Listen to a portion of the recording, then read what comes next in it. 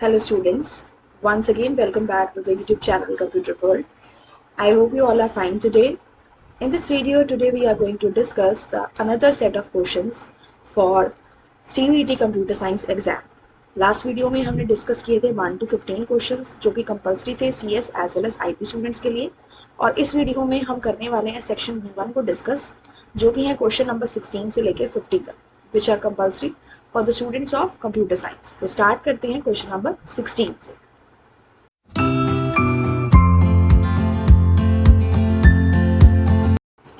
The question number 16 says, given below are two statements. Statement 1 says, when all the values are sorting in ascending or descending order, the middle value is called mode. जब भी हम सारी values को ascending या descending order में sort करते हैं तो उसे हम मोड कहते हैं। तो अगर हम डेटा के अकॉर्डिंग इसकी बात करें तो बेटा वैल्यूज को किसी भी ऑर्डर में सॉर्ट करके जो मिडल वैल्यू निकाली जाती है उसे मोड नहीं कहते, that is known as median. तो स्टेटमेंट 1 हमारी क्या हो गई? इनकरेक्ट। स्टेटमेंट 2 पे आते हैं, value that appears most number of times in the given data of N attribute और वेरिएबल इज कॉल्ड मोड। हमारे डेटा के अंदर जो वैल्यू सबसे ज्यादा बार आती है उसे हम क्या कहते हैं? That is known as mode. Yes, this statement is correct. जो सॉर्टिंग करके और उसके हम मिडल वैल्यू निकालते हैं वो मीडियन होता है, और जो वैल्यू हमारे डेटा में सबसे ज़्यादा बार आती है वो मोड होता है। तो स्टेटमेंट 2 हमारी करेक्ट है, बट स्टेटमेंट 1 हमारी रॉन्ग है। तो ABCD ऑप्शन के अकॉर्डिंग आपका आंसर क्या बनेगा? Statement 1 is incorrect but statement 2 is true, so this will be the correct answer. ठीक है, बात करते हैं नेक्स्ट क्वेश्चन की। Question number 17, adjacent elements are compared and swapped in dash sorting technique. साथ वाले एलिमेंट्स, एडजेसेंट मतलब साथ वाले एलिमेंट्स जो हैं उनको हम कंपेयर करते हैं और स्वैप करते हैं, यानी कि उनको एक्सचेंज करते हैं। कौन सी सॉर्टिंग टेक्निक में? तो उनको कंपेयर और स्वैप किया जाता है बेटा बबल सॉर्ट में। So the bubble sort will be the correct answer. ठीक है, next is question number 18। Question number 18 कहता है, which of the following statements are correct for queue. ये स्टैक आपका उसका क्वेश्चन है डेटा स्ट्रक्चर का। इसमें हमने स्टैक और क्यू पढ़ा है। Q is an ordered linear data structure. Yes, एक सीक्वेंस में रहता है। स्टैक और क्यू दोनों क्या है? Linear data structure. तो ए करेक्ट हुआ। DQ can support both stack and Q operations. DQ में आप दोनों ये ऑपरेशंस कर सकते हैं, जैसे कि स्टैक में हम पुश और पॉप करते हैं, यानी कि इंसर्शन एंड डिलीशन। सेम हम क्यू में भी करते हैं, insertion and deletion. So this is also right. Q is a non linear data structure. Q is not a non linear data structure, क्योंकि Q हमने ऊपर कह दिया कि it is a linear data structure. Q works on FILO principle. No, Q work करता है FIFO principle पे, first in first out. तो ये भी गलत हो गया। DQ is a version of Q which does not allow insertion and deletion at both ends. DQ Q का वो वर्जन है जिसमें इंसर्शन और डिलीशन दोनों एंड्स पे नहीं होती। इसमें इंसर्शन और डिलीशन होती है दोनों एंड्स पे, एक पे इंसर्शन एक पे डिलीशन। तो ये भी क्या हो गया आपका? रॉन्ग हो गया। तो इसके अकॉर्डिंग आपका आंसर बनेगा A एंड B ओनली। ठीक है, so this is the correct answer. चलते हैं क्वेश्चन नंबर 19 पे। The default reference point for file object dot seek offset comma reference point. File handling का टॉपिक हमने पढ़ा है। File object dot seek, seek function को फाइल हैंडल के साथ यूज करते हैं। इसमें हम जो जैसे हमने लिखा f डॉट सीक, तो इसमें हम एक आर्गुमेंट पास करते हैं, चाहे तो एक से ज्यादा भी पास कर सकते हैं। जैसे कि अगर मैं सिंपली कह रही हूँ 4, तो इसका मतलब स्टार्टिंग पोजीशन से मुझे 4 पे जाना है। बाय डिफॉल्ट अगर मैंने कुछ नहीं दिया रेफरेंस पॉइंट तो वो 0 होता है। अब रेफरेंस पॉइंट 3 हो सकते हैं, या तो 0 या फिर 1, ठीक है, और या फिर 2। 0 का मतलब है फाइल पॉइंटर स्टार्टिंग पे होगा और वहां से रीड करना स्टार्ट करेगा। 1 का मतलब है फाइल पॉइंटर करंट पोजीशन से रीड करना स्टार्ट करेगा, और 2 का मतलब है जो हमारा फाइल पॉइंटर है वो फाइल के एंड से रीड करना स्टार्ट करेगा। तो बाय डिफॉल्ट जो रेफरेंस पॉइंट होता है दैट इज 0। ठीक है, सो the correct answer will be option A, 0.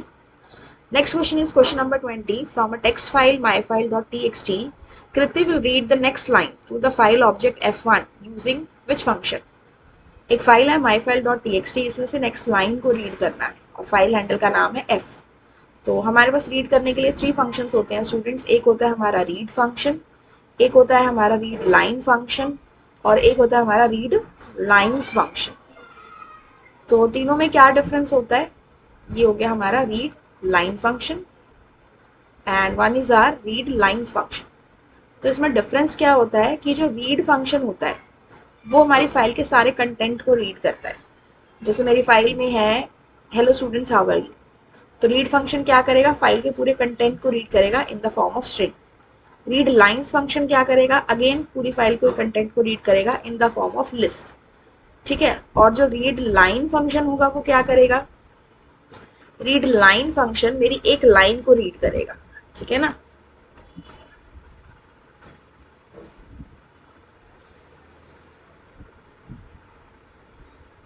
Read line, read line function एक लाइन को रीड करता है स्ट्रिंग की फॉर्म में, रीड फंक्शन पूरे कंटेंट को रीड करता है स्ट्रिंग की फॉर्म में, और रीड लाइन्स फंक्शन पूरे कंटेंट को रीड करता है इन द फॉर्म ऑफ लिस्ट। तो अगर उसे नेक्स्ट लाइन रीड करानी है तो फंक्शन होगा f1 डॉट रीड लाइन, ठीक है। Next is question number 21। तो इस क्वेश्चन को हम कैसे करेंगे, ये हमारा एक्सप्रेशन है। सबसे पहले हमारे पास है a, ठीक है, और स्टैक में क्या जाएगा, एक्सप्रेशन क्या बना हमारा a, ठीक है, और स्टैक में भी कुछ नहीं है। इसके बाद हमारे पास है मल्टीप्लिकेशन ऑपरेटर, ये स्टैक में गया। Then we have currently a, फिर हमारे पास स्टूडेंट्स नेक्स्ट है b, तो ये ऑपरेटर एज इट इज रहेगा, और यहाँ पे हमारे पास आ गया a एंड b। नेक्स्ट हमारे पास है प्लस ऑपरेटर, तो यहाँ हमारे पास ऑलरेडी मल्टीप्लिकेशन ऑपरेटर है और इसके बाद प्लस ऑपरेटर आ रहा है, तो हायर प्रेसिडेंस वाले के बाद लोअर प्रेसिडेंस वाला नहीं आ सकता, तो हम मल्टीप्लिकेशन ऑपरेटर के साथ प्लस को नहीं रख सकते, इसलिए हम इसे बाहर ले जाएंगे। ए बी, क्या कर देंगे यहाँ पे, ए बी इंटू, ठीक है, मल्टीप्लिकेशन वाले को बाहर ले जाएंगे। देन हमारे पास यहाँ पे प्लस आ जाएगा, ठीक है। फिर उसके बाद हमारे पास यहाँ पे है सी, तो सी जाएगा हमारा यहाँ पे A B into, then we will have C. देन हमारे पास है डिवीजन ऑपरेटर, तो यहाँ पे ये प्लस जो है इसकी लोअर प्रेसिडेंस है और डिवीजन की हायर प्रेसिडेंस है, तो ये हम रख सकते हैं साथ में। हमारा एक्सप्रेशन हुआ A B into C. Then उसके बाद हमारा नेक्स्ट है डी, तो डी को लिया हमने, ये हमारे पास ऑपरेटर्स एज इट इज रहेंगे, प्लस एंड डिवीजन ऑपरेटर, और हमारा एक्सप्रेशन बन गया A B into C D by, ठीक है, सी डी। देन हमारे पास नेक्स्ट देखिए यहाँ पे क्या बचा, हमारे पास बचा plus operator and division operator, तो इनको एक एक करके रिमूव करेंगे। तो हमारे पास यहाँ पे है A B into C D, तो जो टॉप पे होगा पहले वो रिमूव होगा, यानी कि पहले डिवीजन ऑपरेटर बाहर आएगा और फिर हमारा कौन सा आ जाएगा, प्लस ऑपरेटर। तो हमारा एक्सप्रेशन, फाइनल एक्सप्रेशन कैसे बना, A B into C D by plus, तो यहाँ पे हमारा इसके अकॉर्डिंग आंसर होगा ऑप्शन नंबर सी, ठीक है। So this is our expression, final expression in the postfix form. चलिए नेक्स्ट क्वेश्चन पे मूव ऑन करते हैं। Question number 22, the file offset position of the file open in the r mode, जो भी file हम read mode में open करते हैं उसकी ऑफसेट की पोजीशन, यानी कि फाइल के पॉइंटर की पोजीशन क्या होती है। स्टूडेंट, जब भी फाइल को हम रीड मोड में ओपन करते हैं तो फाइल पॉइंटर हमेशा बिगिनिंग से स्टार्ट होता है, रीड मोड में भी और राइट मोड में भी। लेकिन जो हमारे पास अपेंड मोड होता है, रीड राइट में तो कहाँ स्टार्ट हुआ, स्टार्टिंग से, और अपेंड मोड में हमारे पास कहाँ से होता है, अपेंड मोड में हमारे पास होता है जब सपोज ये हमारी जो फाइल है इसमें कुछ कंटेंट है, तो जहां तक कंटेंट है उसके बाद से, यानी कि एंड ऑफ द फाइल से, तो रीड मोड की बात हो रही है तो आंसर होगा beginning of the file, right. The next one is question number 23। we have this question based upon the exceptional handling def my div x comma y, तो यहाँ हमने एक फंक्शन डिक्लेयर किया है my div के नाम से, जिसमें हमने दो आर्ग्यूमेंट्स को पास किए x एंड y, फिर हमने कहा y equals to zero, raise zero division error. अगर जीरो वैल्यू है y की तो जीरो डिवीजन एरर रेज होगा, अदरवाइज ये x बाय y को रिटर्न कर देगा। तो यहाँ पे कॉलिंग के टाइम पे हमने फंक्शन को कॉल करते हुए दो पैरामीटर्स को पास किया, 4 एंड 0। तो 4 की वैल्यू किसके पास गई, x के पास, और 0 की वैल्यू किसके पास गई, y के पास। अब चेक करते हैं y इक्वल्स टू 0 है, हाँ है, और सीधा सीधा इसमें लिखा हुआ है रेज जीरो डिवीजन एरर। इसने कहा प्रिंट n, तो ये हमें क्या रिटर्न करके दे रहा है, of course zero division error. So the answer is zero division error. और अगर यहाँ पे 0 नहीं होता, कोई और नंबर होता, मान लीजिए यहाँ पे 2 होता, तो ये आपको रिटर्न करता 4/2 x डिवाइडेड बाय y, जैसे जो कि आपका आंसर होता है 2.0, क्योंकि जब भी हम दो होल नंबर को डिवाइड करते हैं तो डिवीजन ऑपरेटर की प्रॉपर्टी होती है कि आंसर हमेशा फ्लोटिंग पॉइंट फॉर्म में आएगा, तो वो आपका एंड स्टोर होता और वो आपका आंसर आता। लेकिन इस केस में क्योंकि y 0 है, so the answer will B zero division error, ठीक है। Question number 24, dash communication mode allows communication in both directions simultaneously, कौन से कम्युनिकेशन मोड में आप दोनों डायरेक्शन में एक साथ कम्युनिकेशन कर सकते हैं? Simplex, half duplex, full duplex, half simplex. Simplex में तो क्या होता है कि एक डायरेक्शन में, हाफ डुप्लेक्स में होता है कि दोनों डायरेक्शन में कर सकते हैं बट एक टाइम पे एक में, और फुल डुप्लेक्स में होता है कि आप एक टाइम पे दोनों डायरेक्शन में कम्युनिकेशन कर सकते हैं। So the correct answer will be option number C. ठीक है, क्वेश्चन नंबर 25 में मूव ऑन करते हैं। Choose the advantages of databases over file system from the following statement. Database की फाइल सिस्टम के ऊपर इसमें से क्या क्या एडवांटेज है? Reduces data redundancy and save storage, data की डुप्लीकेशन को कम करता है, yes. Sharing of data is possible, yes, हम डेटा को शेयर कर पाते हैं। Difficult to access the data in the formatted way, अलग तरीके से फॉर्मेट करके डेटा को शेयर करना डिफिकल्ट है, no. Data inconsistency is reduce to the larger extent, data का मिसमैच बहुत कम हो जाता है, यस, ये चीज़ ठीक है। And data basis are not portable, ये गलत है क्योंकि डेटा बेसिस को हम एक प्लेस से दूसरे प्लेस पे लेके जा सकते हैं। तो एडवांटेजेस कौन कौन से हो? A, B and D. तो कौन सा ऑप्शन है हमारा? Option number B.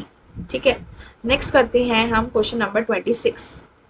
The like operator makes use of the two wild card characters, ये क्वेश्चन पहले भी आया था, अंडरस्कोर एंड परसेंटेज। ठीक है, इन दो का यूज करता है। तो इन ऑपरेटर्स के रिलेशन में कौन सी स्टेटमेंट्स ठीक है? परसेंटेज रिप्रेजेंट 0, 1 और मल्टीपल कैरेक्टर्स, यस। परसेंटेज का मतलब होता है या तो उस प्लेस पे एक कैरेक्टर हो सकता है या एक से ज़्यादा हो सकते हैं, ये ठीक है। अंडरस्कोर रिप्रेजेंट 0, 1 और मल्टीपल कैरेक्टर्स, नहीं। अंडरस्कोर का मतलब सिर्फ एक कैरेक्टर उस प्लेस पे, और परसेंटेज का मतलब एक भी हो सकता है, 0 भी हो सकते हैं, या फिर बहुत सारे कैरेक्टर्स भी हो सकते हैं, तो ये तो गलत हो गया, B. C, underscore represents only multiple characters, no. Underscore represent exactly a single character, yes, ये ठीक है। एंड परसेंटेज रिप्रेजेंट 0 कैरेक्टर, ये 0 कैरेक्टर को सिर्फ 0 कैरेक्टर नहीं लेता, मल्टीपल कैरेक्टर्स हो सकते हैं, तो ये भी रॉन्ग हो गया। तो करेक्ट हुआ ए एंड डी ओनली। ठीक है स्टूडेंट्स, नेक्स्ट है आपका क्वेश्चन नंबर 27। ये अब आपका बेस्ड है माई एसक्यूएल के ऊपर। ABC fitness centre has computerise their gym by keeping the details of the trainers in the trainer table and clients in the customer table. अब इनके पास दो टेबल है, एक ट्रेनर टेबल है जिसमें ट्रेनिंग्स का रिकॉर्ड है, एक कस्टमर टेबल है जिनमें इनके क्लाइंट्स का रिकॉर्ड है। अब इसमें क्या क्या फील्ड्स हैं? फील्ड्स मतलब columns, T I D, T name, trainer I D, trainer name, activity, salary and date of appointment.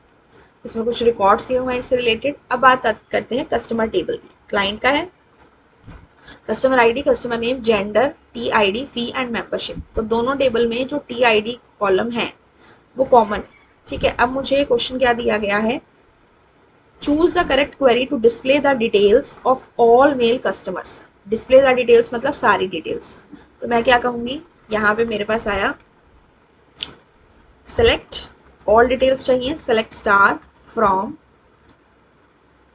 What is the name of my table, male customers की जिनकी हमारी जो मेंबरशिप है वो मोर देन 10 मंथ्स है, यानी कि कस्टमर का डेटा चाहिए। और यहाँ पे आप देख सकते हो कि जो कस्टमर का हमारा डेटा है उसमें यहाँ पे आपको जेंडर दे रखा है, that is given age gender. तो कॉलम क्या लेंगे? जेंडर मेल होना चाहिए, और साथ में हमारी जो मेंबरशिप है वो मोर देन 10 मंथ्स की होनी चाहिए। तो यहाँ पे आप देख सकते हो कि मेंबरशिप का कॉलम है मोर देन 10 मंथ्स। तो एक ही टेबल से हम डेटा को फेच कर पा रहे हैं, that is the table customer. तो यहाँ पे हम क्या लिखेंगे? Select star from what is the name of my table? The name of my table is customer. So I'll write here select star from customer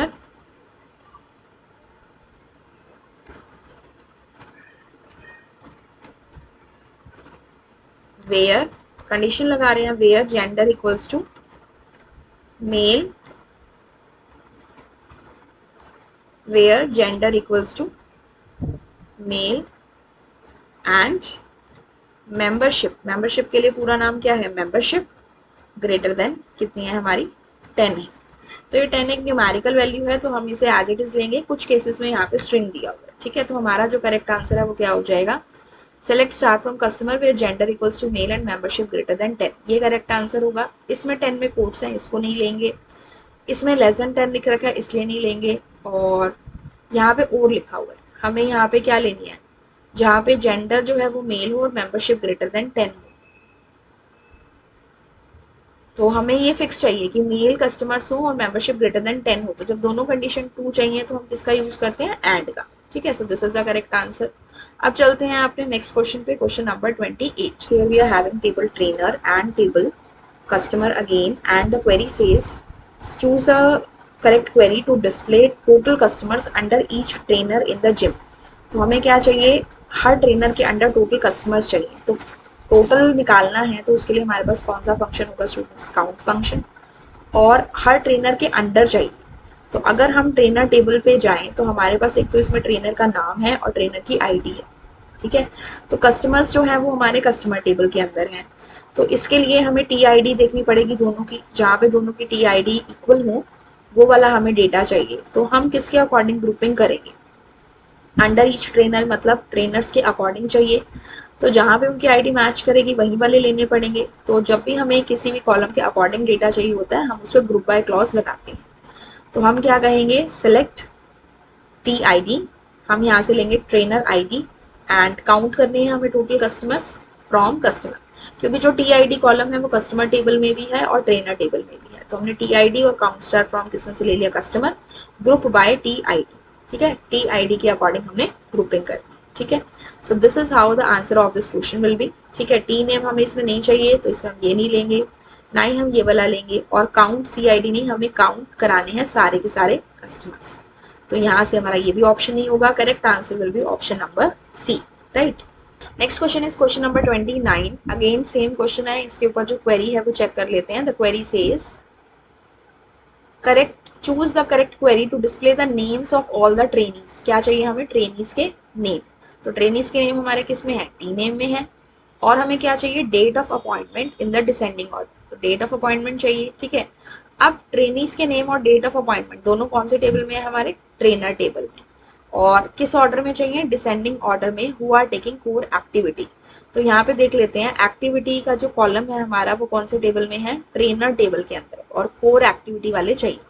तो हमें क्या क्या चाहिए, टी नेम चाहिए, डेट ऑफ अपॉइंटमेंट चाहिए, date of appointment descending order में चाहिए, और एक्टिविटी होनी चाहिए कोर। एक ही टेबल में से डेटा को फेच कर रहे हैं तो इस केस में हमारा क्या होगा, हम कहेंगे select T name comma date of appointment from trainer, और पहले आता है वेयर क्लोज। तो पहले वेयर क्लोज आएगा। अब इसमें ऑर्डर बाय पहले आ गया तो ये तो नहीं हो सकता। Select T name date of appointment from trainer where activity is equal to core, order by date of appointment DESC, ये ठीक है। पहले टी नेम लिया, फिर डेट ऑफ अपॉइंटमेंट लिया, टेबल का नाम दिया। कंडीशन क्या है, एक्टिविटी कोर है, ऑर्डर बाय, यानी कि सॉर्टिंग इसके अकॉर्डिंग करनी है, डेट ऑफ अपॉइंटमेंट के डिसेंडिंग ऑर्डर में डेटा चाहिए। तो ये हमारा करेक्ट आंसर है, ठीक है। यहाँ पे हैविंग क्लोज लगा हुआ है, नहीं लगा सकते। उसके बाद यहाँ पे DESC पहले लगा हुआ है, ये भी इसलिए गलत है। तो करेक्ट आंसर है ऑप्शन नंबर बी, ठीक है। ये हो गया हमारा क्वेश्चन नंबर 29। 30 पे चलते हैं। अगेन सेम क्वेश्चन पे हमें क्वेरी फाइंड निकालनी है, बतानी है। Choose the correct query to update the membership of all customers. देखो यहाँ पे वर्ड आ गया अपडेट। तो अपडेट करना है कस्टमर्स की मेंबरशिप को under the trainer with the code G101 and 1022 to 12 months. तो मेंबरशिप का जो कॉलम है वो हमारे पास मेंबरशिप में कुछ मंथ्स दिए हुए हैं, 10 हैं, 12 हैं, ऐसे हैं। तो जिनका ट्रेनर का कोड G101 या 102 है उनकी हमें अपडेट करनी है, चेंज करानी है 12 मंथ्स, ठीक है। तो जब भी अपडेट करना है तो कौन सी कमांड होती है, अपडेट कमांड होती है, तो वो यूज़ करेंगे। अब चेक कर लो इनमें से कौन कौन से ऑप्शन ऐसे हैं जिसमें अपडेट कमांड है। फर्स्ट में है, थर्ड में है, और आपके फोर्थ में है, ठीक है। और अपडेट के साथ हम किस कमांड को यूज़ करते हैं, सेट को। तो सेट किस किस में यूज़ की हुई है, फर्स्ट में यूज़ किया हुआ है, सेकंड में यूज़ किया हुआ है, डी में नहीं यूज़ किया हुआ है, तो ये तो हो ही नहीं सकती। और यहाँ पे ऑल्टर कमांड यूज़ किया हुआ है, ये भी नहीं हो सकती। अब बचा ए और सी। तो इसमें हमें चेक करना है अपडेट कस्टमर, ठीक है। मेंबरशिप किसकी चेंज करनी है, कस्टमर की करनी है। तो यहाँ पे अपडेट कमांड होगी कौन सी टेबल के ऊपर, कस्टमर टेबल के ऊपर। Update customer set membership is equal to 12 where TID is equal to G101 और TID इक्वल्स टू 102। इसमें दोनों कमांड सेम है, इसमें एक में और है और एक में एंड है, बस ये डिफरेंस है। तो जिसकी 101 है या 102 है उसकी चेंज करनी है। तो दोनों, तो एंड कंडीशन क्या कहती है कि दोनों ट्रू होनी चाहिए। अब हमारी जो कस्टमर की ट्रेनर का जो कोड है वो 101 और 102 में से एक ही हो सकता है, दोनों तो नहीं हो सकते। तो what will be the correct option, option number A. Update table का नाम कस्टमर, क्या सेट करना है, मेंबरशिप इक्वल्स टू 12, जहां पे हमारे ट्रेनर की आईडी है G101 और 102। If you want to see the videos practically, I'll provide you the link of all the chapters in the description box. आप वहाँ से जाके इनके प्रैक्टिकल एक्सप्लेनेशन को चेक कर सकते हैं and then you I would suggest कि आप उसके बाद इन क्वेश्चन को सॉल्व करें. ठीक है. Now next question is question number 31. Here we are having again the same two tables, trainer and customer.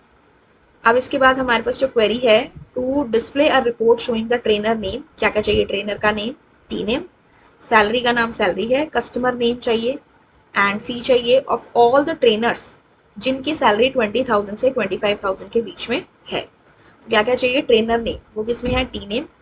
Salary, salary हो गया. कस्टमर नेम हमारा देख लेते हैं किस नाम से है. कस्टमर नेम, कस्टमर नेम इस नाम से कस्ट अंडरस्कोर नेम. ठीक है. तो यहाँ पे देख लेते हैं कौन सी क्वेरी में है. इसमें है. देन हमें चाहिए फी ऑफ ऑल द ट्रेनर्स. अब देखो ट्रेनर नेम और हमारी जो सैलरी है वो किस में है? ट्रेनर टेबल में है. और जो कस्टमर नेम और हमारा जो फी है वो कौन से टेबल में है? कस्टमर टेबल में. तो दो टेबल से डेटा फेच कर रहे हैं तो कॉमन कॉलम को लेना पड़ेगा which is T I D. तो यहाँ पे हमने क्या किया? Select T name comma salary comma customer name comma fee from customer C trainer T. यहाँ पे हमने इनके अलाइस नेम दे दिए. ठीक है. Where T dot T I D equals to C dot T I D. दोनों के कॉमन कॉलम की वैल्यूज को मैच कराना पड़ेगा. एंड सैलरी जो है वो 20,000 से 25,000 के बीच में होनी चाहिए. तो यहाँ पे लिखा हुआ है greater than equal to 20,000 and less than equal to 25,000. तो ये ऑप्शन हमारा करेक्ट बनता है. बी को देख लेते हैं. Select T name salary customer name fee from customer comma trainer where customer dot TID equals to trainer dot TID and salary between 20,000 and 25,000. ये भी ठीक है. यहाँ पे अलाइस नेम दे दिया था, यहाँ पे सिर्फ टेबल के नाम के साथ वेयर क्लोज को यूज करके और यहाँ पे बिटवीन ऑपरेटर का यूज कर दिया. तो ये भी हमारा ठीक है आंसर. सी पार्ट पे आते हैं. इसमें यहाँ पे कस्ट नेम की जगह दिया हुआ है सी अंडरस्कोर नेम. तो कॉलम का नेम गलत दे दिया तो ये क्वेरी नहीं हो सकती. ठीक है. नेक्स्ट है select T name salary C name. ये भी गलत हो गया क्योंकि कॉलम का नाम गलत दे दिया. Next है select T name salary customer name fee from customer C trainer T where T dot TID equals to C dot TID and salary between 20,000 and 25,000. यहाँ सारे कॉलम के नेम सेम है. टेबल को अलाइस नेम दे दिया, match करा दिया और ये आपने कंडीशन दे दी और बिटवीन ऑपरेटर दे दिया. तो ये हमारा ठीक है. सो हमारे करेक्ट ऑप्शन हुए students A B and E. ठीक है. तो answer is A B and E. Option number D. Right. Now question number 32. Dash type is returned by the read lines method of the file object. अभी हमने पढ़ा था कि file में read करने के लिए हमारे पास तीन मेथड होते हैं. Read, read line, read lines. Read function किस टाइप का डेटा रिटर्न करता है? स्ट्रिंग. रीड लाइन किस टाइप का रिटर्न करता है? स्ट्रिंग. और रीड लाइन्स जो है वो लिस्ट ऑफ स्ट्रिंग में देता है. तो लिस्ट तो किसी भी फॉर्म में हो सकती है. तो आंसर क्या होगा? अगर लिस्ट होता तो भी आंसर ठीक होता और लिस्ट ऑफ स्ट्रिंग है तो भी आंसर हमारा ठीक है. लेकिन यार रीड लाइंस के प्लेस पे आपसे रीड या रीड लाइन पूछा गया होता तो आपका आंसर होता स्ट्रिंग. ठीक है. Question number 33. What is the length of MAC address? MAC address क्या होता है हमारा? मैक एड्रेस का बिट्स में एड्रेस बताना है आपको. ठीक है. तो मैक एड्रेस की लेंथ बतानी है आपको बिट्स में. तो ये हमारा 6 बाइट्स का एड्रेस होता है और एक बाइट में आपकी होती है 8 बिट्स. 8. तो 6 इंटू 8 हो गया हमारा 48 बिट्स. ठीक है. तो that is the MAC address. ठीक है. मैक एड्रेस की लेंथ है 48 बिट्स. उसके बाद स्टूडेंट्स हमारा है question number 34. Given below are the two statements, one is assertion and the other is reason. तो वाईफाई जो है it gives the flexibility to move around within the network area while being connected to the network. Wifi में आप network के around मतलब network आपसे connect, अगर आप नेटवर्क से कनेक्टेड हैं तो आप फ्लेक्सिबली कहीं पे मूव कर सकते हैं. आपको वायर्ड कनेक्शन मतलब आपको पर्टिकुलर ऐसा नहीं है कि जहाँ पे वाईफाई है वहीं पे आपका कनेक्शन आएगा, कहीं पे भी आएगा. So that is true. ठीक है. रीजन क्या है? Wireless network connect communicating devices to each other without any wire. और जो वायरलेस डिवाइसेस होते हैं बिना वायर के कनेक्शन क्रिएट कराते हैं. ये भी ठीक है. तो दोनों ही ठीक है. तो हम कहेंगे both are true and R is the correct explanation of D. क्योंकि वाईफाई क्या है? वायरलेस कनेक्शन ही है. ठीक है. Next is question number 35. Choose the network topology that requires a central controller. कौन सी टोपोलॉजी में सेंट्रल में कंट्रोलर होता है? बस में तो क्या होता है? सारी नोड्स एक दूसरे से सीरियली कनेक्टेड होती है लीनियर मैनर में. स्टार में क्या होता है? स्टार शेप में एक बीच में है, बाकी सारी कैसे कनेक्टेड होगी? इसी से सारी बाकी कनेक्टेड होगी। तो हमें जो जो सेंट्रल कंट्रोलर हमें दिख रहा है वो कौन सी टोपोलॉजी में दिख रहा है, स्टार। मैश में ये सारी आपस में कनेक्टेड होती हैं एक दूसरे से, और ट्री तो बिल्कुल ऐसे होता है हायरार्किकल फॉर्म। ठीक है, तो करेक्ट ऑप्शन हुआ option number B, star. Then next है आपका, dash is a world wide interoperability for microwave access, uses a larger spectrum to deliver connection to the various devices. Microwave access जहाँ पे बहुत बड़े एरिया को अगर आपको कनेक्शन देना है वाईफाई का, तो आप क्या यूज करते हैं, WiMAX. The answer is WiMAX, wireless interoperability for microwave access, जो वाईमैक्स की फुल फॉर्म होती है। ठीक है, नेक्स्ट क्वेश्चन है students, question number 37, examples of the guided media. Guided media मतलब वायर्ड मीडिया। ठीक है, तो वो कौन कौन से, रेडियो वेव्स नहीं, ऑप्टिकल फाइबर यस, माइक्रोवेव्स नहीं, twisted pair and coaxial cable हाँ। तो हमारे पास ऑप्शन है बी, डी एंड ई। तो आंसर आया option number C, B, D and E. ठीक है, नेक्स्ट मूव ऑन करते हैं क्वेश्चन नंबर 38 पे। Mid point of the sorted list is important in. किसी भी सॉर्टेड लिस्ट में मिड पॉइंट कौन से एल्गोरिदम में चाहिए होता है, binary search, linear search, insertion sort और सीक्वेंशियल सर्च। तो हमने बाइनरी सर्च का प्रोग्राम किया था, उसमें मिड पॉइंट चाहिए होता है आफ्टर सॉर्टिंग द लिस्ट। तो आंसर है binary search. You can check out the program of binary search by the link in the description box. ठीक है, question number 39, consider the following function for insertion sort. यहाँ पे हमने function बनाया insertion sort, इसमें list 3 को as an argument पास किया। N के अंदर क्या आ गई, लिस्ट 3 की लेंथ आ गई, जितने हमने एलिमेंट्स डाले लिस्ट में उसकी लेंथ एन में आ गई। फॉर आई इन डैश, तो फोर लूप कहाँ तक चलेगा, जितने एलिमेंट्स हैं, तो एलिमेंट्स कितने हैं एन, तो कहाँ तक चलेगा, रेंज ऑफ एन। तो स्टेटमेंट 1 में हमारे पास क्या आया, डी, रेंज ऑफ एन। उसके बाद है for temp equals to dash. अब टेम्प है एक टेम्परेरी वेरिएबल, उसमें क्या चला जाएगा, लिस्ट 3 ऑफ आई, लिस्ट 3 की आई पोजीशन, यानी कि एक एक करके ये पोजीशंस लेगा, 0 1 2 3 इस तरह से। जे हो गया i-1। अब स्टेटमेंट 3 पे आते हैं, जब तक हमारी जे की value greater than equal to 0 है एंड डैश, दो कंडीशन है, जे की value greater than equal to 0 है और जो हमारा टेम्प है वो less than list 3 of J है। ये हो गया हमारा, ये हो गया हमारा 2, और ये कंडीशन हमारी होगी स्टेटमेंट नंबर 3। तो हमें क्या कराना है, j+1 के अंदर j की वैल्यू डलवानी है, उस पोजीशन पे जो एलिमेंट है वो उसे आगे वाली पोजीशन पे डलवाना है, और j में क्या आ जाएगा, लिस्ट 3 ऑफ j+1। ठीक है, j+1 किस में आ गया, j के अंदर। तो यहाँ पे हमारे पास, सॉरी, यहाँ पे हमारे पास क्या आ गया, j इक्वल्स टू डैश। तो j हो गया हमारा j-1, j को डिक्रीमेंट करेंगे एक एक, तो ये हो गया हमारा 4th नंबर पे स्टेटमेंट 4। और लास्ट है डैश इक्वल्स टू टेम्प। अब टेम्प में क्या आ जाएगा, list 3 of j+1। For loop चलेगा, रेंज n तक फर्स्ट हो गया, टेम्प के अंदर क्या वैल्यू जाएगी, लिस्ट 3 ऑफ i सेकेंड हो गया। कंडीशन है j greater than 0 and next condition है temp less than list 3 of j, यहाँ से आपने कर लिया। देन फोर्थ में जो j है वो क्या हो जाएगा, एक एक वैल्यू डिक्रीमेंट होगी, j-1, और लास्ट में टेम्प की वैल्यू किस में चली जाएगी, लिस्ट 3 ऑफ j+1। ठीक है, तो ये हमारी करेक्ट सीक्वेंस है। तो हमारी सीक्वेंस कैसे बनी, D B A E C, D B A E C, option number B. ठीक है, नेक्स्ट पे आते हैं question number 40, which of the following are the attributes of the file object. File object के कौन कौन से एट्रीब्यूट्स हैं। जब आप फाइल को ओपन करते हैं तो क्या क्या चीज़ें होती हैं, उसमें फाइल हैंडल होता है, ओपन फंक्शन होता है, देन उसके अंदर उसका मोड होता है, और लास्ट में फाइल को क्या करते हैं, क्लोज। तो क्लोज उसका एट्रीब्यूट हो सकता है, मोड हो सकता है, और फाइल का नेम होता है, 3 चीज़ें होती हैं। तो ये हमारा हो गया ए, बी एंड डी हो गया। ठीक है, next question is question number 41। ये केस स्टडी बेस्ड क्वेश्चन है based on the tables. An education institute in Delhi makes use of the DBMS to store the details of the student, and उसके पास एक database है जिसका नाम है school record. Student table में जनरल डिटेल्स हैं स्टूडेंट की, स्टूल लाइब्रेरी टेबल में इशूड बुक्स के रिकॉर्ड है, यानी कि हमारे पास 2 टेबल है, स्टूडेंट टेबल, एक स्टूल लाइब्रेरी टेबल।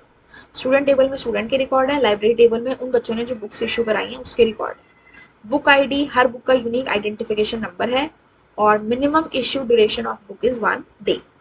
ठीक है, अब ये स्टूडेंट टेबल है, इसकी कुछ फील्ड्स हैं, ID, name, address, father name, contact, ये सब है, और ये स्टूडेंट लाइब्रेरी का फील्ड्स और डेटा टाइप है। अब ये कह रहा है identify the query which displays the data of the tables to library. कौन सी tables, to library, in the ascending order of student ID. Displays the data, तो स्पेसिफिक डेटा नहीं, सारा डेटा चाहिए। तो क्या कहेंगे, select star from which tables to library. तो यहाँ तक हमारा ठीक है। उसके बाद हमें किस ऑर्डर में चाहिए, स्टूडेंट आईडी के ऑर्डर में। तो बुक आईडी तो नहीं हो सकता क्योंकि स्टूडेंट आईडी दे रखी है। तो हमारा क्या होगा, select star from stu library order by stu ID ascending. ठीक है, नहीं लिखेंगे ऑर्डर बाय के बाद जो कॉलम का नेम है उसके बाद असेंडिंग नहीं लिखेंगे तो भी हमारा ठीक है। ठीक है, तो यहाँ पे हमारा हो जाएगा, हम यहाँ पे असेंडिंग नहीं लिखते, हम क्या लिख देते हैं ASC। तो ये हमारा करेक्ट आंसर है। अगर यहाँ ऑप्शन में ASC नहीं भी लिखा होता तो भी ये हमारा करेक्ट होता, क्योंकि बाय डिफॉल्ट जो हमारा सॉर्टिंग होती है वो किस ऑर्डर में होती है, असेंडिंग ऑर्डर में। ठीक है, लेकिन डिसेंडिंग के लिए हमें DESC लिखना पड़ता है। तो option C will be the correct answer. Next is question number 42। इसी के बेसिस पे क्वेश्चन है कि क्या कहता है, the primary key of the stu library table. Stu library table की प्राइमरी की, देखो इसमें क्या है, book ID, student ID, issue date, return date. तो अभी इसमें लिखा था कि जो बुक आईडी है वो यूनिक नंबर है, तो स्टूडेंट लाइब्रेरी की जो प्राइमरी की होगी वो क्या होगी, बुक आईडी। ठीक है, नेक्स्ट है क्वेश्चन नंबर 43, ये भी इसी पे बेस्ड है आपका। Which of the following SQL query will fetch the ID of those issued books which have not been returned? तो हमें क्या निकालनी है, बुक्स, इशूड बुक्स की आईडी। तो इशूड बुक्स की आईडी किस में है, कौन से कॉलम में है, बुक आईडी में है। ठीक है, जो रिटर्न नहीं की गई है, कॉलम का नाम क्या है, रिटर्न डेट। नहीं रिटर्न की गई है मतलब उनकी वैल्यू क्या होगी, नल होगी। तो हमें क्या चाहिए, बुक आईडी चाहिए। तो हम कहेंगे सेलेक्ट बुक आईडी, कौन सी टेबल में से, टू लाइब्रेरी, वेयर किस पे लगाना है, रिटर्न आईडी, रिटर्न डेट पे। तो हम क्या कहेंगे, select book ID from to library where return date is null. यहाँ पे कंडीशन बुक आईडी पे है, ये नहीं हो सकता, ये स्टूडेंट आईडी पे ये नहीं हो सकता, इशू डेट पे ये भी नहीं हो सकता, क्योंकि क्वेश्चन में क्या दिया हुआ है, जो उनकी रिटर्न आईडी है, मतलब जो बुक्स जो हैं वो रिटर्न नहीं की गई हैं, तो उस केस में हमारा क्या आंसर होगा, where return date is null. ठीक है, नेक्स्ट क्वेश्चन है हमारा क्वेश्चन नंबर 44, इसी पे बेस्ड है। इसमें आपसे पूछा गया है द ऑल्टरनेट की for the student table will be. Student table पे आते हैं, ऑल्टरनेट की कौन सी होती है, एक होती है प्राइमरी की जिसमें सारी यूनिक वैल्यूज होती हैं, तो वो इसमें कौन सी है, स्टूडेंट आईडी है। एक होती है कैंडिडेट की जो उसकी तरह काम कर सकती है, नेम है, एड्रेस है, फादर नेम है, कॉन्टैक्ट नंबर है और आधार नंबर है। तो इसके स्टूडेंट आईडी के अलावा कौन सा ऐसा कॉलम है जिसमें यूनिक वैल्यूज जा सकती है। ठीक है, तो उसे हम मानते हैं कैंडिडेट की या फिर ऑल्टरनेट की। तो यहाँ पे ये हमारा बन सकता है स्टूडेंट आधार। ठीक है, तो यहाँ पे हमारा जो आंसर होगा दैट विल बी स्टूडेंट आधार। ठीक है, क्योंकि नेम सेम हो सकता है, कॉन्टैक्ट नंबर भी सेम हो सकता है और क्लास भी सेम हो सकती है, लेकिन आधार नंबर हर बच्चे का क्या रहेगा, डिफरेंट रहेगा। ठीक है, क्वेश्चन नंबर 45 पे आते हैं। Again this question is based, और यहाँ पे हमें क्या बताना है, which of the following SQL queries will display the dates on which the number of issued books is greater than 5? क्या डिस्प्ले करानी है, डेट, यानी कि क्या, कौन सी डेट, इशू डेट, जहां पे नंबर ऑफ इशूड बुक्स जो है वो ग्रेटर देन क्या है, 5 है। तो क्या बतानी है, डेट बतानी है, तो कौन सी डेट होगी, इशू डेट। कौन सी टेबल में है इशू डेट का कॉलम, स्टूडेंट लाइब्रेरी में। ठीक है, जहां पे हमारी जो बुक्स हैं वो कितनी है, ग्रेटर देन 5, यानी कि उनका जो काउंट है वो ग्रेटर देन 5 है। तो क्या होगा, number of issued books where count star is greater than 5। और ग्रुपिंग किसके अकॉर्डिंग करेंगे, ग्रुप बाय इशू डेट। ठीक है, इसके अकॉर्डिंग करेंगे, लेकिन जब भी ग्रुप बाय क्लॉज यूज होता है तो उसके साथ हम वेयर को यूज नहीं करते हैं, हम किसको यूज करते हैं, हैविंग को। तो ये वाला जो ऑप्शन होगा आपका होगा this one, group by issue date having count star greater than 5। तो correct answer will be option number C. ये था हमारा क्वेश्चन नंबर 45। अब चलते हैं 46 पे। आइडेंटिफाई द प्राइमरी की in the given table student. Student table में प्राइमरी की कौन सी है, नेम, एडमिशन नंबर, क्लास या सेक्शन। तो क्लास सेम है, सेक्शन भी सेम है, नेम भी सेम हो सकता है, लेकिन एडमिशन नंबर सारे अलग अलग हैं। तो इसमें जो प्राइमरी की हुई वो क्या हुई, एडमिशन नंबर। ठीक है, नेक्स्ट है 47। If a table has 5 tuples and 7 attributes, what will be the degree and cardinality of the table? तो डिग्री क्या होती है, total number of columns, columns मतलब एट्रीब्यूट्स। तो ये क्या होगी, डिग्री। कार्डिनलिटी मतलब टोटल नंबर ऑफ रोज, रोज मतलब टपल्स, तो ये क्या हो गई, कार्डिनलिटी। तो डिग्री 7 एंड कार्डिनलिटी 5। तो आंसर हुआ ऑप्शन नंबर ए। ठीक है, नेक्स्ट इज क्वेश्चन नंबर 48। ये फाइल आपको दी हुई है एंड फाइल नहीं सॉरी क्वेश्चन दिया हुआ है आपको, S is equal to C U T hash 2022, ये स्ट्रिंग दी हुई है, आपने फाइल को ओपन किया new dot T x T W plus mode में, फिर आपने इस डेटा को राइट करा दिया, ये जो डेटा है आपने इस फाइल के अंदर राइट करा दिया, फिर आप स्टार्टिंग की पोजीशन पे आए, जैसे कि सपोज ये मेरी फाइल है, इसमें मैंने ये सारा डेटा राइट करा दिया सी यू टी हैश 2022। अब जब आपने डेटा राइट करा दिया तो फाइल पॉइंटर की पोजीशन यहाँ पे है, उसके बाद सीक फंक्शन लगा 0 पोजीशन पे, तो फाइल पॉइंटर अब आ गया फर्स्ट पोजीशन पे। यहाँ से आपने रीड फंक्शन लगाया 9, यानी कि हम 9 कैरेक्टर्स को रीड करेंगे, ठीक है, और किस में स्टोर कर दिया, सी में। तो 9 कैरेक्टर्स क्या है, 1 2 3 4 5 6 7 8 एंड 9, यानी कि ये पूरा का पूरा 9 बाइट्स हैं, इसके अंदर 9 कैरेक्टर्स हैं फॉर आई इन सी। अब एक एक करके ये हर कैरेक्टर पे जाएगा और चेक करेगा। सबसे पहले जैसे हमारे पास है सी, क्या है हमारे पास, सी यू ई टी, देन है हमारे पास हैश 2022, ठीक है। तो यहाँ पे सबसे पहले वो किस पे जाएगा, सी पे जाएगा, चेक करेगा कि क्या ये अपर केस है, if I dot is upper, पहली कंडीशन क्या है, ट्रू है। जो अपर केस लेटर हैं उनको कर देगा लोअर केस में, तो ये सी कैपिटल है तो उसको लोअर केस में कर दिया। उसके बाद जो लोअर केस में है उसको अपर केस में कर देगा, ठीक है। तो जो भी हमारे स्मॉल लेटर्स हैं उनको कर देगा कैपिटल, जो कैपिटल है उनको कर देगा स्मॉल, और हर उसके बाद कैरेक्टर के बाद उसने क्या लगाया है, हैश। तो जैसे फर्स्ट वाले को किया कैपिटल था, स्मॉल किया, तो यहाँ पे इसके बाद क्या लगाया, हैश। फिर नेक्स्ट यू था, वो स्मॉल में था, इसको कर दिया कैपिटल, उसके बाद क्या लगाया, हैश, ठीक है। फिर उसने कहा कि अगर वहां पे इस डिजिट है, मतलब कोई भी नंबर है, उसको इंटीजर में चेंज करके फिर कहा कि अगर वो नंबर है तो उसे +1 प्रिंट कर दो, यानी कि जो भी वो नंबर है उसमें 1 प्लस हो जाए, जैसे 2 है तो 2 का 3 हो जाए, 0 है तो 1 हो जाए, ठीक है। और अगर इन तीनों में से नहीं है, ना वो अपर केस में है, ना वो लोअर केस में है, और ना वो नंबर है, तो उसके प्लेस पे क्या हो जाए, डॉलर का साइन हो जाए। तो आप देखो कि अगर हम इसको सीक्वेंस वाइज करें तो सी कैपिटल है, स्मॉल हो गया, उसके बाद हैश, यू स्मॉल था कैपिटल हो गया, उसके बाद हैश, ई कैपिटल था स्मॉल हो गया, उसके बाद हैश, टी स्मॉल था कैपिटल हो गया, उसके बाद हैश। और हैश जो है ना तो वो अपर केस में आता है, ना वो लोअर केस में आएगा, और ना ही वो डिजिट है, तो उस हैश के प्लेस पे क्या लग जाएगा, डॉलर का साइन, ठीक है। फिर 2022, ये चार के चार हमारे डिजिट्स हैं तो इनमें एक बढ़ जाएगा, तो 2 के प्लेस पे 3 हो गया, उसके बाद आ गया हैश, उसके बाद अच्छा डॉलर के बाद भी हमें यहाँ पे हैश लगाना, ठीक है। डॉलर के बाद भी हमारा क्या लग जाएगा, हैश लगेगा, ये यहाँ पे हैश का सिंबल, ठीक है। और 3 हैश, 0 का हो गया हमारा 1, 1 हैश, और फिर हमारा 2 2 है तो 2 का दोनों का क्या हो गया, 3 हैश और 3 हैश, ठीक है। तो इस तरह से हमारा जो आंसर है वो आएगा। अब आप ऑप्शंस में से चेक कर लो कि ये हमारा कौन सा आंसर बन रहा है, C small, U capital, E small, T capital, dollar 313, ये वाला हमारा बनेगा, तो option number C is the correct answer, ठीक है। इसके बाद आते हैं क्वेश्चन नंबर 49 पे। यहाँ देखिए हमारे पास जो टेबल है, दो टेबल्स है हमारे पास, table A and table B. Table A में हमारे पास है महक, माहिरा, लावण्या, संजय, अभय, और टेबल बी में है आस्था, माहिरा, मोहित एंड संजय, और सी में है महक, लावण्या, अभय। तो हमें जो फाइनल टेबल है उसमें 3 आए, महक, लावण्या, अभय।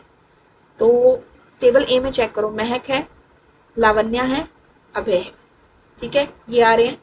अब टेबल बी में चेक करिए, महक है, लावण्या है, अभय है, नहीं है, तो हमने ए में से बी को हटा दिया, यानी कि आस्था नहीं चाहिए हमें, और हमें क्या नहीं चाहिए, माहिरा भी नहीं चाहिए, मोहित भी नहीं है, और संजय भी नहीं। हमारे पास सिर्फ 3 रिकॉर्ड्स हैं, महक, लावण्या, अभय, वो हमारे ऊपर वाले में है, और माहिरा और संजय हमने हटा दिए, तो हमने माहिरा और संजय बी के अंदर भी थे तो हमने हटा दिया, तो हमारे पास बचा जो ऑपरेशन बना उसके अकॉर्डिंग हमारा आंसर बना a माइनस बी, ठीक है। अब लास्ट क्वेश्चन है क्वेश्चन नंबर 50। क्या कहता है, India is my country, all Indians are my brothers and sister. ये डेटा हमारे एक फाइल में है pledge.txt, ठीक है। हमने इस फाइल को रीड मोड में ओपन किया, line is equal to f dot read lines. तो रीड लाइन्स फंक्शन क्या करता है, सारे डेटा को, पूरे कंटेंट को रीड कर लेता है इन the form of list of string. इसके बाद हमने कहा प्रिंट लेंथ ऑफ लाइन, तो हमने इसकी लेंथ को प्रिंट करा दिया, तो लेंथ को प्रिंट कराने का मतलब क्या है कि इसके अंदर टोटल हमारी कितनी लाइंस आएंगी, ठीक है। लेंथ ऑफ लाइन मतलब लाइंस कितनी आ रही है, तो इसके अंदर हमारी 2 लाइन आएंगी। सो 62, 61 और 2 में से हमारा करेक्ट आंसर है 2, ठीक है। So this was all about the answers of section B1 computer science. We have discussed all the question. In case still any doubt is there in any of the sections, you can ask me in the comment box. And जितने भी chapters हैं उनके playlist के link I provide in the description box. अगर आप किसी भी video को चेक करना चाहें तो you can check out from that place.